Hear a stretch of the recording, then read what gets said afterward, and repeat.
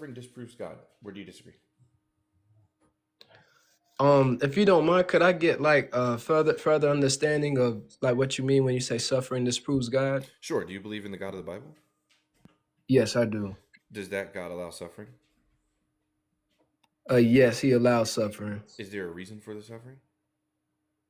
I would say so, yes. Is it required that there's a reason for the suffering? Could you break that down? Sure. Can the God of the Bible, do you think that the God of the Bible would allow beings to suffer for no reason? For no reason, no. Okay. So let's say there's a forest and lightning strikes a tree in the forest and it falls on a fawn and it traps the fawn. The fawn has no way to get out. There's no human beings around to experience the suffering. There's no soul building from the suffering. The fawn is just trapped under a burning tree. It burns to death and dies. Is there a reason for that suffering? And we're saying like if this happened in a modern context, right? Any context. I'm saying in any context, if that example happens, is there a moral reason for that suffering?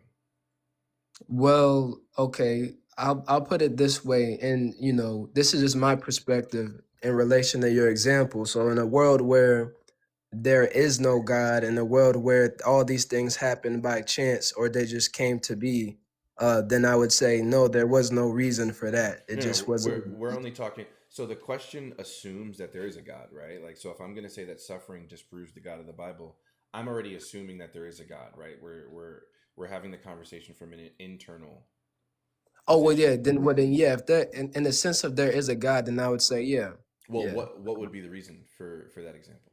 There's no humans there. Like no humans were able to experience it or not. Like you and I weren't there.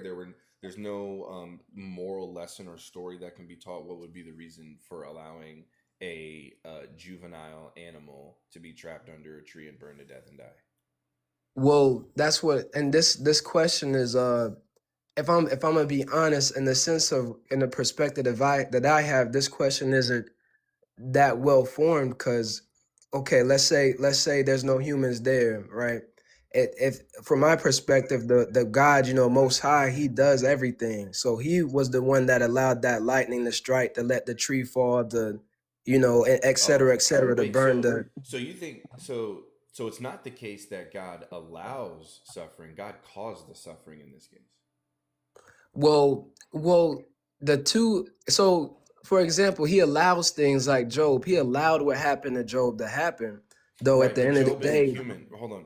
The reason why I use the example of an animal, right, uh, is because every contention that you're giving me might work as a theodicy if we were talking about humans. Animals don't have souls. There is no moral reason for allowing this to happen to an animal because there's no humans there to experience it and there's no soul building going on.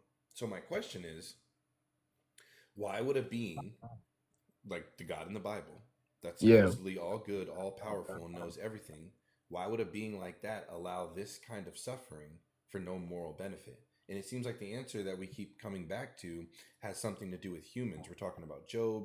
We're talking about other human beings, but there really isn't a response to why God would allow this for for for no benefit to humans. Does that make sense? Like, does that part make Yeah, sense? I see what you're saying. Like, I get what you're saying by that, though. It also talks about in the word how he has, a love for animals. Like, there's a time where the Israelites were aimlessly sacrificing animals, sinning and just sacrificing an animal to cover their sins. And he was like, nah, that's not the point of this. I don't want you to be killing animals for no reason. My heart goes out to the animals too. They're my So then creation. why would he create a system in which animals take the humans all the way out of it, right? Got you. Take the humans all the way out of it. Why would God create a system where it is inherent in the system that animals would suffer at very high rates?